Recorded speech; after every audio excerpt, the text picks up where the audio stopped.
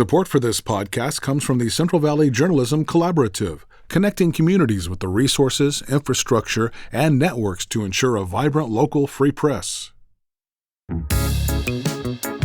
From KVPR in Fresno, this is Central Valley Daily.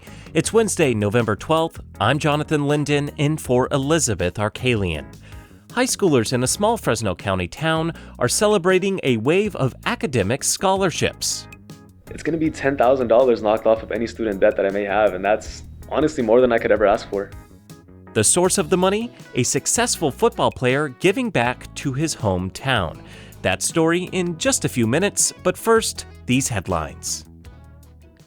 A baby formula manufacturer is recalling all of its products in the U.S. amid a growing outbreak of botulism among infants. A California health official says the outbreak has sickened at least 15 infants in a dozen states. No deaths have been reported. Officials from the company ByHeart say that parents and caregivers who have the formula in their homes should stop using it immediately. The most recent cases of botulism were confirmed just this month. Botulism is a rare but serious disease that can cause paralysis and death. Symptoms can take weeks to develop. California Governor Gavin Newsom is criticizing the 8 U.S. senators who broke with their party to end the U.S. government shutdown. Newsom says the senators aren't alarmed enough about President Donald Trump's actions. Ed Donahue with the Associated Press has more. California Governor Gavin Newsom is responding to the Senate vote that moves the government closer to reopening. I'm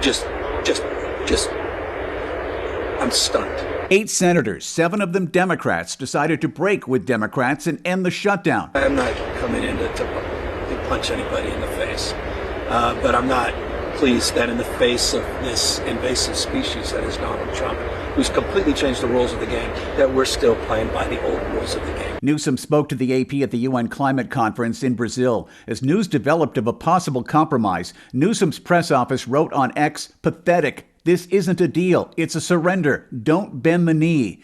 The governor says he is alarmed about the senators who made the compromise. I'm much more alarmed about the future of our country and the world we're trying to build than they are. Newsom has been mentioned as a possible presidential candidate. That was Ed Donahue with the Associated Press. Covered California is urging residents to choose health insurance during the exchange's open enrollment period, which kicked off earlier this month. That's despite uncertainty over subsidies and high premiums. Sarah Husseini with our news partner KQED reports. A tentative deal to end the shutdown so far does not include the subsidies that have helped many afford health insurance and driven enrollment up in recent years. To soften any potential blow, Covered California Executive Director Jessica Altman says the state has set aside $190 million to help lower-income folks. Now, this funding will make a difference, but it will not replace the $2.5 billion in annual funding that we are at risk of losing with these enhanced tax credits. Altman says those in the middle income bracket, more than 160,000 people, could see their insurance costs spike by 97%.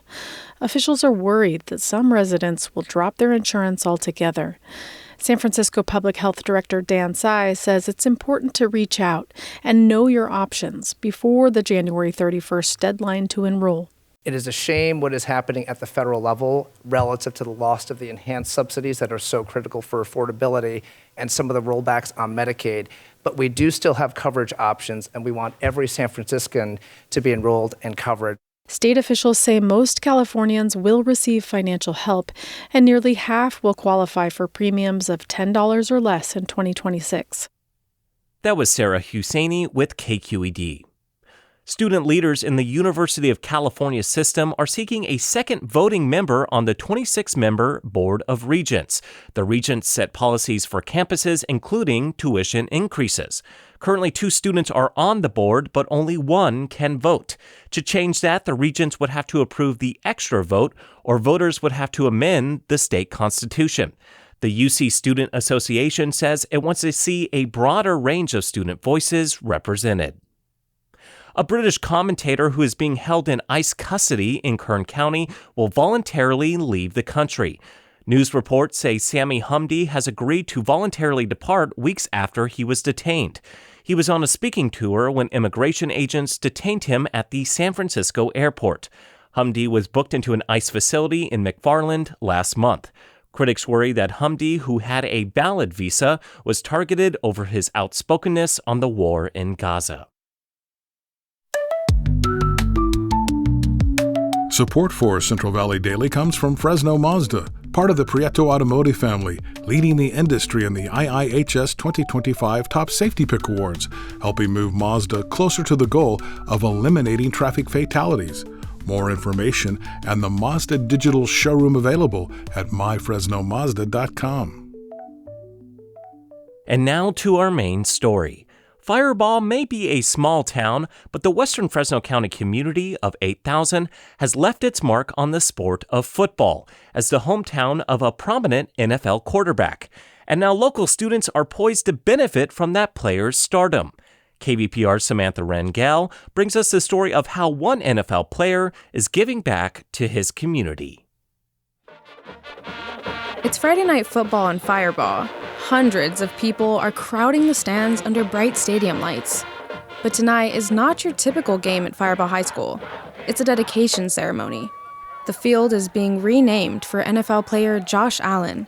During halftime, Principal Mason Rodman stands at a podium in the middle of the field. As we name this field after Josh Allen, we remember it's not just about football, it's about home. Allen is a longtime quarterback for the Buffalo Bills. In his career, he's been named MVP, set multiple records, and received national sportsmanship awards. And he grew up here, in Firebaugh. When you see his name on the plaque as you enter the stadium, remember what it means. Hard work, humility, family, belief. So to Josh, from your hometown, thank you. And this year, high schoolers also have a reason to appreciate Allen. He's donated as much as $500,000 in scholarships to seniors at his alma mater. One of those recipients is Abraham Gonzalez, who wants to study marketing. My plans after high school are hopefully going to a nice college that meets my needs and hopefully get most of that money paid off because I don't want to go into debt. This award could help him get there. He's one of 40 seniors who've been awarded up to $12,000 over 4 years to help cover college expenses. He remembers the moment he found out he qualified. When I first got the email, I actually felt so proud of myself because this is the first grand scholarship that I've ever received in my high school career. Allen created the scholarship alongside the Wonderful Pistachios Company. High school seniors are eligible for the scholarship if they're first-generation college students with a GPA of 3.5 or higher. And they only get the money if they attend a UC or CSU. That's fine for Gonzalez, who says he wants to go to nearby Fresno State. It's going to be $10,000 knocked off of any student debt that I may have, and that's honestly more than I could ever ask for. Ashley Benitez is the Associate Director of College Transition for Wonderful Pistachios. She says scholarship awardees also get help with paperwork. That part alone can discourage some students from applying to college.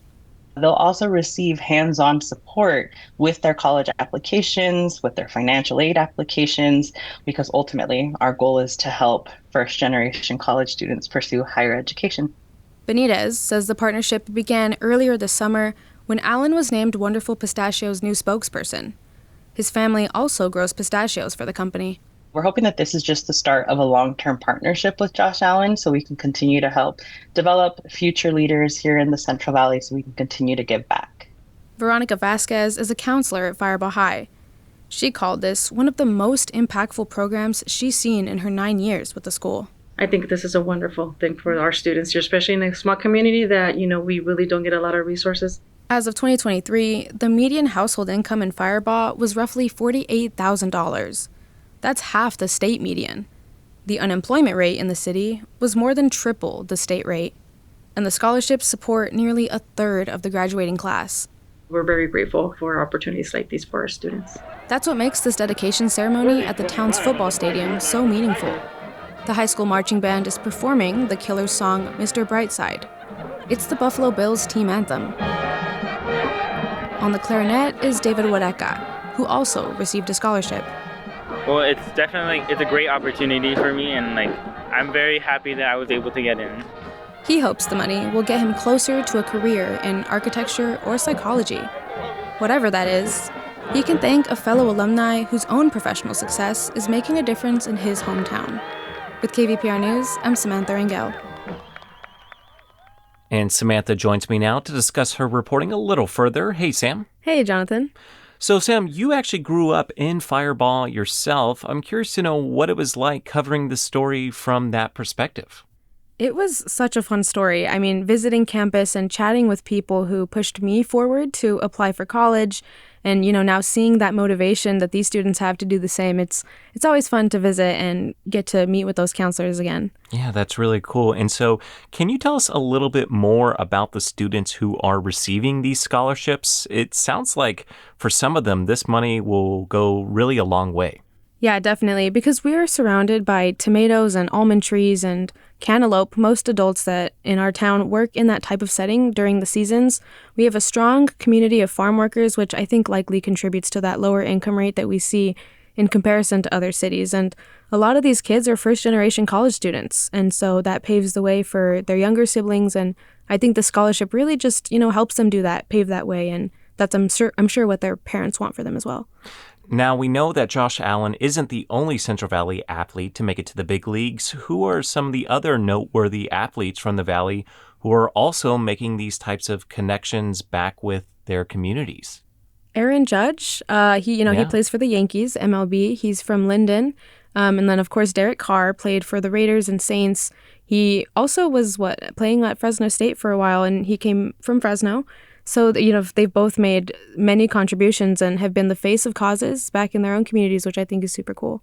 Yeah, all of them do some really great work here. My favorite fun fact is always that Aaron Judge is from Linden, okay? Right. Yeah. So before I let you go, Sam, I thought we could zoom out a little bit here. How do you think this story fits into the larger context of higher education here in the Central Valley? Wow. I mean, there are a lot of other programs working to, get these students into college and helping them make it possible, whether it's through paperwork or by touring campuses all across the Valley, Stanislaus, Fresno State, of course. I know UC Merced has this partnership with Fresno Unified to admit students into that campus. And Fresno State has pushed to work with different community colleges to build that pipeline so that students can get there. And these are just a few of, I think, the many efforts out there in the Valley to help these students get that next step in academics, which is super cool. And I'm excited to see what's next for Firebaugh and, of course, the surrounding communities. KVPR reporter Samantha Rangel, thanks for this reporting. Thank you. And that's today's show. Have feedback for Central Valley Daily or maybe a story idea? We would love to hear from you. Email podcast@kvpr.org. Today's episode was produced by Samantha Rangel, Carrie Klein, and KVPR, with support from the Central Valley Journalism Collaborative. I'm Jonathan Linden. You can find the latest local news anytime at kvpr.org.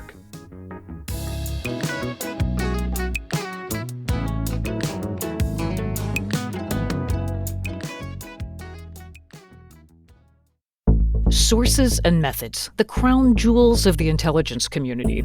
Shorthand for how do we know what's real? Who told us? If you have those answers, you're on the inside, and NPR wants to bring you there. From the Pentagon to the State Department to spy agencies, listen to understand what's really happening and what it means for you. Sources and Methods, the new national security podcast from NPR.